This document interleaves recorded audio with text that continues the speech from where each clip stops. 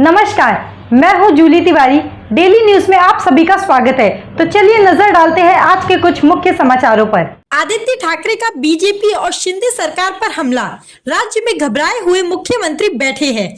शिवसेना उद्धव बालासाहेब ठाकरे नेता आदित्य ठाकरे ने बीजेपी और शिंदे सरकार पर तीखे हमले किए हैं।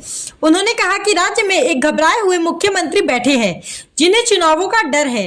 यही कारण है कि वे खुद भी चुनाव नहीं कराना चाहते थे।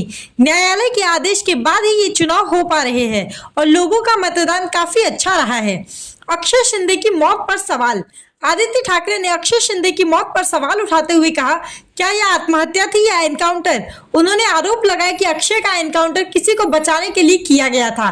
ठाकरे ने मांग की थी कि न्याय मिलने के बाद अक्षय शिंदे को सार्वजनिक रूप से फांसी दी जाए।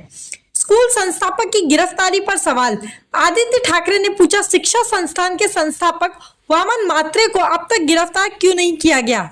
उन्होंने यह भी आरोप लगाया कि एक पत्रकार से अभद्र भाषा का इस्तेमाल किया गया और उसे धमकाया गया। 300 से ज्यादा लोगों की गिरफ्तारी। ठाकरे ने बताया कि एक गर्भवती महिला को एफआईआर दर्ज करवाने के लिए घंटों तक इंतजार करवाया गया और इसके बाद माहौल उग्र हो गया।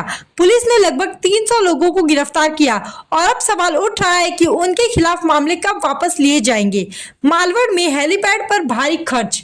आदित्य ठाकरे ने कहा कि मालवड़ में शिवाजी महाराज की मूर्ति से ज्यादा पैसे हेलीपैड बनाने में खर्च किया गया। उन्होंने बीजेपी पर निशाना साधते हुए कहा कि गुजरात में स्टैच्यू ऑफ यूनिटी स्थिर खड़ा है, लेकिन महाराष्ट्र में शिवाजी महाराज की मूर्ति गिर रही है। उन्होंने जोर देकर कहा कि यह बीजेपी और शिंदे का ही शासन है जो महाराष्ट्र की महान धरोहरों के साथ न्याय नहीं कर पा रहा है। भाजपा सरकार पर सीधा वार। आदित्य ठाकरे ने अपनी बात को आगे बढ़ाते हुए कहा कि भाजपा सरकार सिर्फ प्रचार और दिखावे की राजनीति कर रही है। उन्होंने आरोप लगाया कि महाराष्ट्र की जनता को असली मुद्दों से भटकाया जा रहा है, जैसे बेरोजगारी, किसानों की आत्महत्या और राज्य की बदहाल आर्थिक स्थिति। ठाकरे ने यह भी कहा कि भाजपा की सरकार महाराष्ट्र की जनता के साथ धोखा कर रही है और बड़े उद्योगों को फायदा पहुंचाने में लगी है, जबकि आम आदमी की समस्याओं को अनदेखा किया जा रहा है।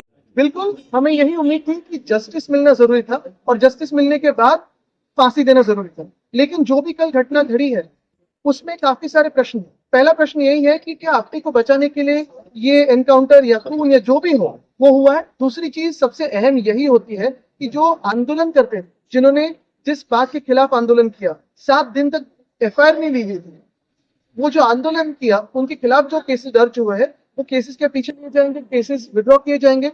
और तीसरी बात यही रहती है कि वामन म्हात्रे, जिन्होंने एक महिला पत्रकार को पूछा कि क्या आपका रेप हुआ है, उनको क्यों अटक नहीं, उनको क्यों अभी जेल नहीं हुई। इतना संवेदनशील ये विषय था, बावजूद इसके कहीं ना कहीं राजनीतिक श्रेय दिया जा रहा है। बात होती है राजनीतिक श्रेय इन्हीं चीजों में लेना। मुझे लगता है कि ऐसी चीज होना ये भी शर्मनाक बात है। एक तरफ आप लाडली बहना कहते हो, दूसरी तरफ हमारी जो महिलाएं हैं, मैं ये जरूरी नहीं है कि कोई महिला किसी की बहन हो, माँ हो या बेटी हो सुरक्षित रहने के लिए। हर कोई महिला सुरक्षित रहनी चाहिए। और यही महिलाओं पे जब अत्याचार बढ़ते जा रहे हैं तब रेवन्ना के लिए जो प्रचार कर रहे थे, आज ये दूसरा प्रचार कर रहे हैं। कहीं ना कहीं बस फांसी की मांग कर रहा था। अब उसे मारा जाता है तो भी थोड़ा डिफेंस के तौर पर गोली चलाई गई, तब विपक्ष की राजनीति सारी चीजें जानकारी बाहर आएगी आपके माध्यम से। तो आज के लिए बस इतना ही। कल फिर मिलेंगे इसी समय इसी चैनल पर।